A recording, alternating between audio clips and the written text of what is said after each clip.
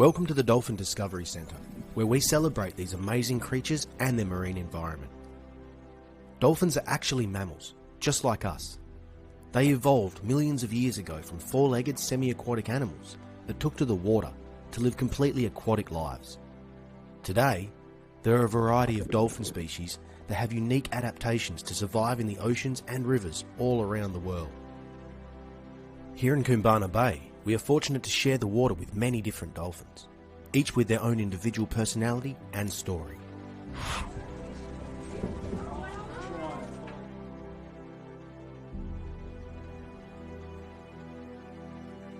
But the story of the Koombana Bay dolphins goes back thousands of years, well before the Dolphin Discovery Centre. The Noongar people have lived in this area for millennia. Aboriginal people really, look at dolphins as being sacred. When they first came down to the beach, and maybe here at Koombana Bay, we don't know, the families all came down and they saw these fish jumping out, and the men tried to go out and try to catch them, but without success, because fish in the water, as you know, is very fast. You can't catch them, In the end, they couldn't get anything, and of course the women and the children were hungry, and the women started crying in their traditional way, because the children looked at their mums and they started crying too, you see. And they had their tapping sticks and they were hitting that while they were wailing, and tapping and wailing, and all of a sudden the men looked up and they saw all this disturbance out in the water. And as they looked out, they could see that there was a whole school of dolphins coming in. Apparently the tapping and the wailing had somehow been heard by the dolphins. So it must have been something similar to their call, So anyway, they started coming in, this big school of dolphins started coming in.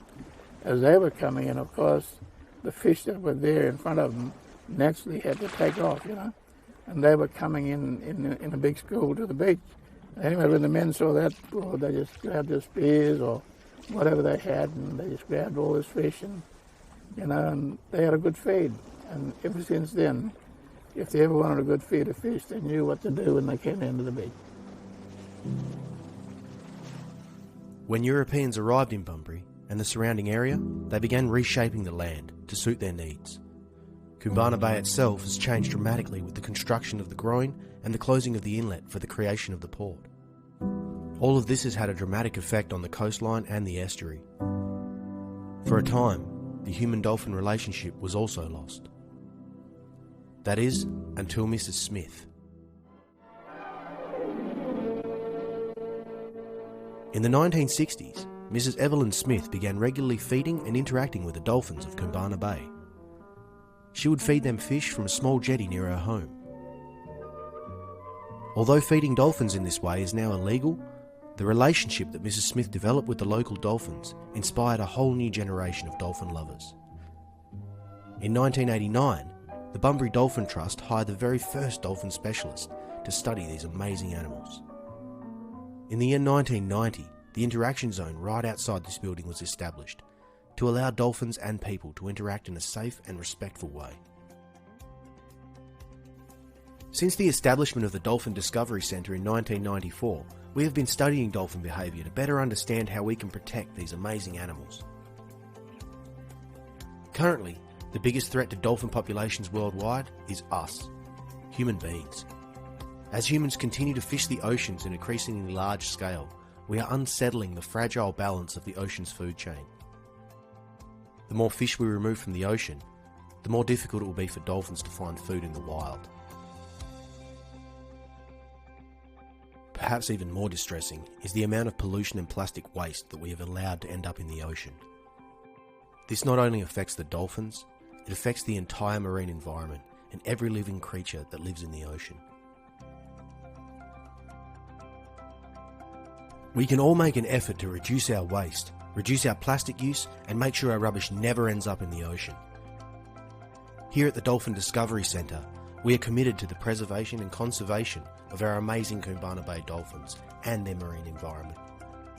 The four main objectives of the centre are education, to teach people about the dolphins and why they're here and how they're so unique to this place, the world. The second thing is conservation, to make sure that the environment that we have created here, the dolphins will stay here. We don't destroy the conservation parts of the environment, so the shipping and the dredging and those sorts of things don't impact on them, and they will stay here in this bay. The third thing is research is to see where our dolphins, what they're doing, where they go, how they feed, those sorts of things. And the fourth thing, of course, is tourism. Every dolphin's fin is unique. It's a different shape, could be a different shape. It could have different rips or marks or scratches on it. There are over 600 different fins. About 150 are the local Coombana Bay dolphins. The other fins would be photographed at Binningup and as far down as Busselton. And bearing in mind, these dolphins have a home range of about 20 kilometres, and there are lots of populations along the coast.